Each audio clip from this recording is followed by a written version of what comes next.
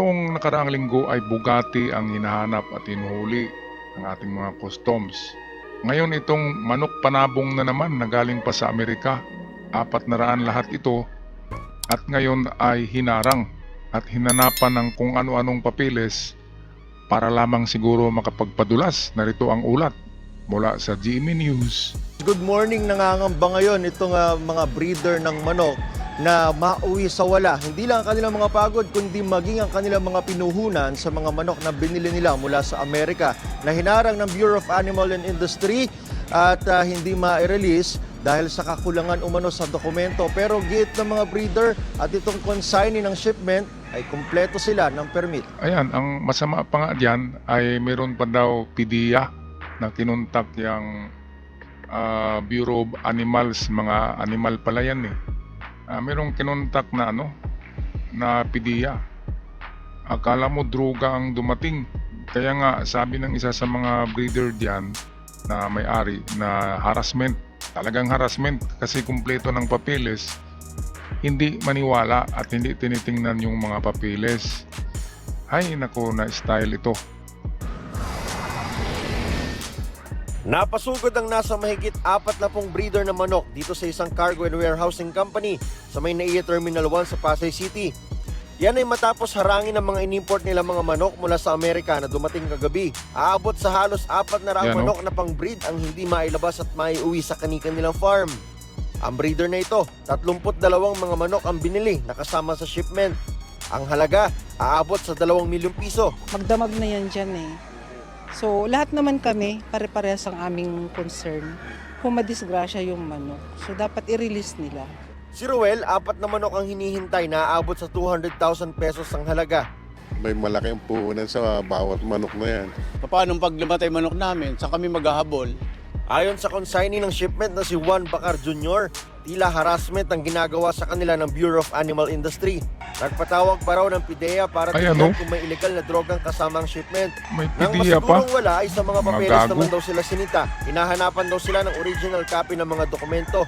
Tinawag sa akin na nag-aayos sa loob na ang papers nyo nawawala kahit saan. I called up my shipper and asked them na kung nasaan yun. Said nasa silk envelope. Ang pinakita ako is complete.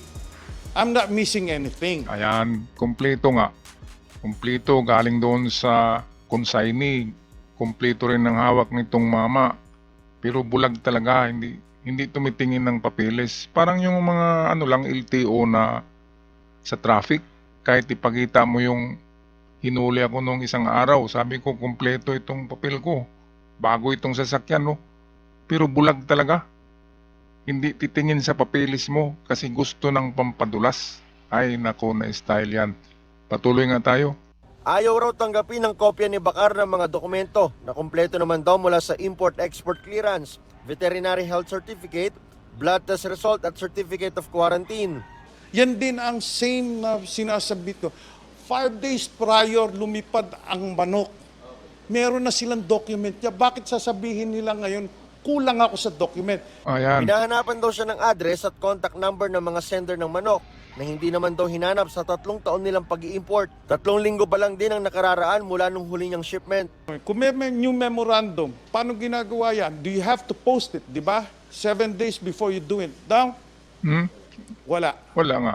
Gate ng Bureau of Animal Industry, Itams. usual protocol lang nila ang ginagawa nila. Well, in line with... Ay nako, usual protocol. Usual protocol para kung meron kayong magulat at yung hindi na makatiis ay maglabas na ng pera sa bulsa. Protocol. Kompleto nga yung papeles. Yun ang protocol. 1 week pa pala na kompleto na yung papeles. 1 week pa lang, sinabmit na sa inyo. Ayaw nyo pa rin tingnan kasi bulag-bulagan. Diba? Parang LTO lang. Mga buhaya sa daan. Okay, patuloy tayo. Positive Order number 11, that's 1987. There should be documentation, inspection, and clearance. So yun lang naman po yung mga protocol for during cargo clearance processing for agricultural products in general. Kaugnay sa pag-release, sisiguruhin daw nilang marerelease ang mga manok sa lalong madaling panahon at kapag natapos na ang proseso. No comment naman sila kaugnay sa paratang ni Bacar na harassment ang ginagawa sa kanila. Ano yung harassment na yan? Doon pa yan sa Amerika ay meron ng inspeksyon sa mga kinarga diyan. Mas grabe ka higpit sa Amerika kaysa sa atin at kumpleto doon ng mga detectors, scanners at mga x-ray. At doon pa lang ay makikita na kontrabando yung karga na yan. Kaya pagdating dito, malinis na talaga yan. Kung galing yan doon sa sa Mexico yan, magginala kayo na merong droga. Galing yan sa Amerika eh. Kaya sigurado, ang mag-comment ngayon ay siguradong masama na mga comment, medyo negatibo. Paukol dyan sa ano bang bureau yan? Bureau of Animal? Ayan, Bureau of Animal and Industry. Okay, patuloy tayo. Maristo ngayon eto't nilipat itong mga manok dito sa may silong o dun sa hindi naiinitan, dito pa rin sa loob ng compound ng Cargo and Warehousing Company. Kanina kasi o kagabi ay nandun ito sa may open area na posibleng mainitan kapag inumaga na pinangangambahan itong mga breeder na kapag nainitan itong mga manok ay isa-isa itong mamatay.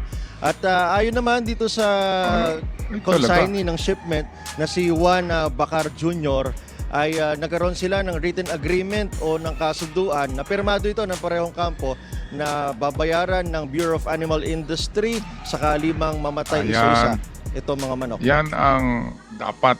Babayaran nila yan. Ano namang ibabayad nila diyan. Kaya nga sila ay umaharang diyan.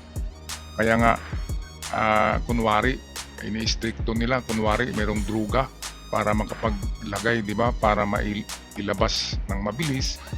Lagyan mo ng pampadulas. Ay, nako na mga style yan. Ano na kasi yan? Kumikita na. Gas-gas na. Paano mabago ang gobyerno kung ganyan? Bureau of Animal Industry pa naman. Baka Bureau of Buwaya and Industry. Ay, nako. Imbis LTO lang yung napaka-corrupt na agency. Ngayon, nandyan na naman sa Bureau of Animal Industry.